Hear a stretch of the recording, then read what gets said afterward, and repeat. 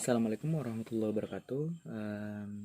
Oke, teman-teman. Jadi hari ini saya akan membahas tentang eh, politik luar negeri. Jadi teman-teman sudah pasti tahu semua kan, apa itu yang namanya politik luar negeri? Atau kita jangan dulu ke politik luar negeri. Pasti teman-teman sudah pada tahu yang namanya politik. Nah, apa sih politik ini? Kenapa sih harus ada politik? Kenapa orang sering menggunakan kata politik? Teman-teman pasti sudah tahu semua. Jadi politik ini digunakan untuk bernegosiasi atau menyampaikan sesuatu untuk kepentingan. Nah, kalau kita berbicara soal politik luar negeri, kita akan menganalisa tentang tindakan perilaku atau perilaku negara terhadap lingkungan eksternalnya berdasarkan kondisi dalam negeri. Nah, kalau pengertian dari politik luar negeri itu sendiri merupakan suatu perangkat nilai, sikap, arah, serta sasaran untuk mempertahankan, mengamankan, dan memajukan kepentingan nasional berdasarkan kekuatan nasional di dalam peraturan dunia internasional melalui suatu strategi atau rencana yang dibuat oleh para pengambil keputusan. Jadi, politik luar negeri ini dia analisanya kepada sikap suatu negara dalam sasarannya untuk mempertahankan dan mengamankan negaranya. Dan tentunya ada pencapaian yang ingin dia capai. Nah, salah satunya itu adalah kebutuhan nasional. Nah, kebutuhan nasional ini pun teman-teman terbagi menjadi dua, yaitu ada kepentingan nasional, ada kekuatan nasional. Jadi, apa sih itu kepentingan nasional? Nah, kepentingan nasional itu suatu negara bangsa, suatu negara atau bangsa yang mempertahankan kelangsungan hidupnya atau survival, kemerdekaan dan kedaulatan, keamanan militer dan politik ekonomi. Nah, kepentingan nasional pada negara timbul akibat terbatasnya kekuatan nasional atau sumber daya nasional, sehingga negara bangsa yang bersangkutan merasa perlu untuk mencari pemenuhan kepentingan nasional keluar dari batas-batas negara.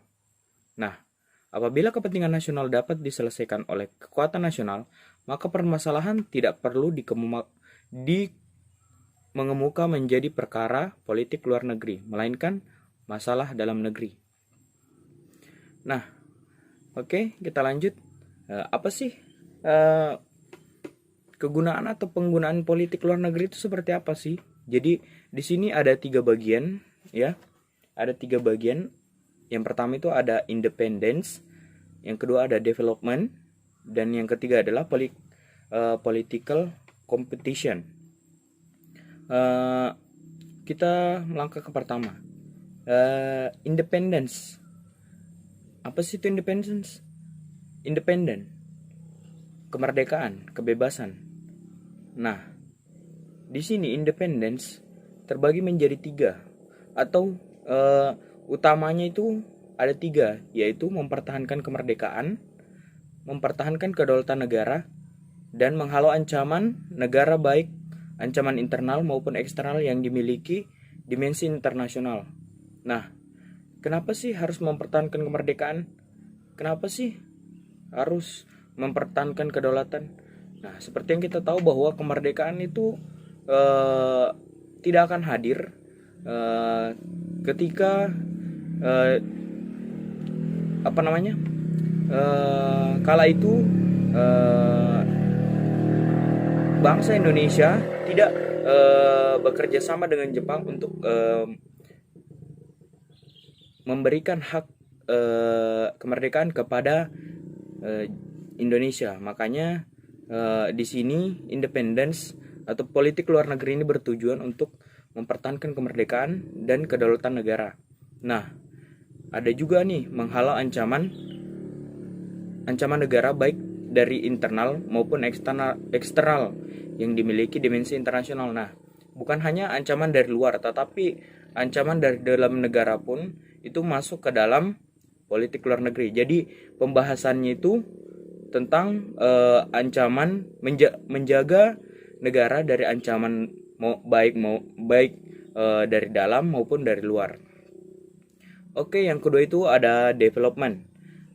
Development di sini bantuan-bantuan untuk pembangunan negara, bantuan baik teknis maupun non teknis, berutang untuk pembiayaan negara, kerjasama, ekonomi dan sebagainya. Di sini development dia kajian politiknya yaitu adalah bagaimana cara negara untuk bisa memajukan negaranya, bagaimana usaha-usaha dari para pemerintah untuk memajukan negara-negara tersebut. Nah, kemudian di sini ada berbagai macam tadi, ada bantuan-bantuan untuk pembangunan negara, ada bantuan baik teknis maupun non teknis, berutang untuk pembiayaan negara. Jadi semua itu dikhususkan untuk memajukan negara. Jadi tujuan politik ini kalau di bagian development dia lebih kepada dia melakukan kerjasama untuk memajukan negaranya atau mengembangkan negaranya. Kemudian lanjut political competition. Jadi kalau kita berbicara tentang competition pasti sudah tahu semua ya kan. Jadi kompetisi ini dia erat kaitannya dengan persaingan. Nah, kenapa sih harus dikaitkan dengan politik? Jadi political competition di sini dia mengangkat isu-isu politik luar negeri untuk memenangkan simpati rakyat terutama dalam mendukung kebijakan luar negeri bagi pemerintah dan berkuasa juga dalam pemilu legislatif maupun presiden. Nah,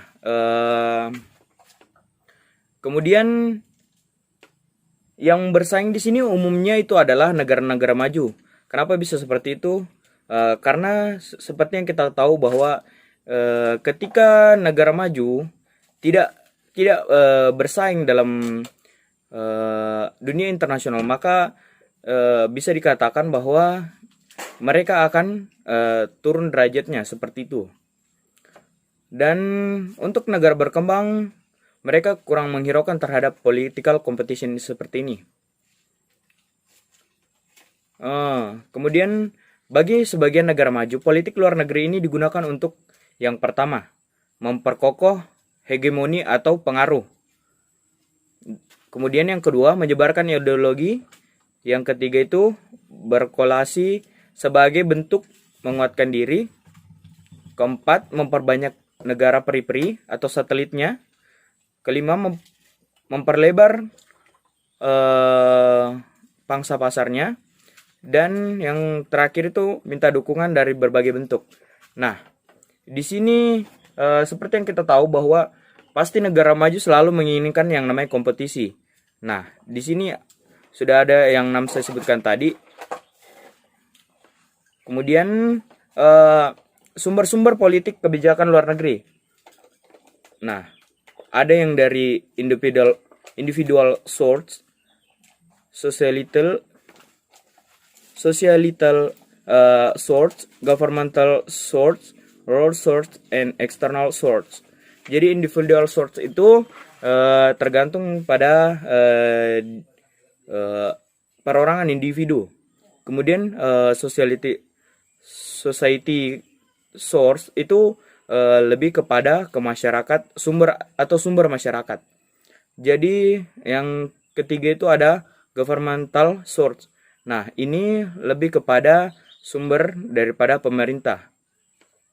Kemudian role source dan external source, sumber dari luar.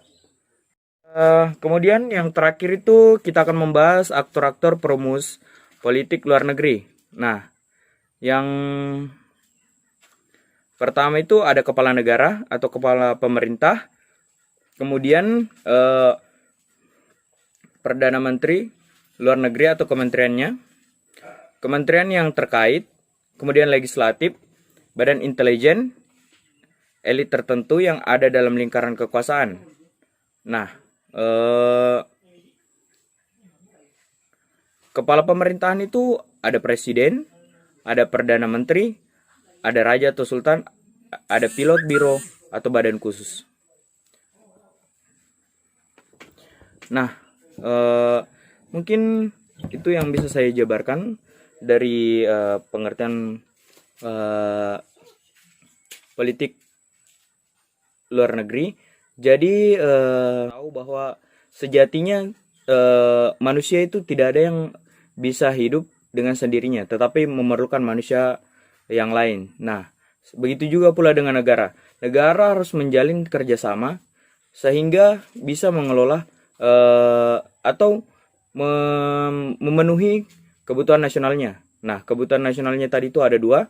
Yang pertama itu ada kepentingan nasional dan ada kekuatan nasional. Nah, seringkali kepentingan nasional itu dianggap lebih besar daripada kekuatan nasional. Jadi, kita tahu bahwa sekarang ini tidak ada satupun negara yang bisa hidup sendiri atau bisa mengelola sumber daya alamnya sendiri. Jadi, hubungan politik yang besar sangat diperlukan oleh negara. Makanya ada yang namanya politik luar negeri. Nah, politik luar negeri ini adalah seperangkat kebijakan yang diambil untuk melakukan hubungan kerjasama dengan negara-negara yang menjadi pasokan untuk pemenuhan kebutuhan nasionalnya suatu negara. Oke. Sekian dari saya dan itulah materi saya. Sekian dan terima kasih.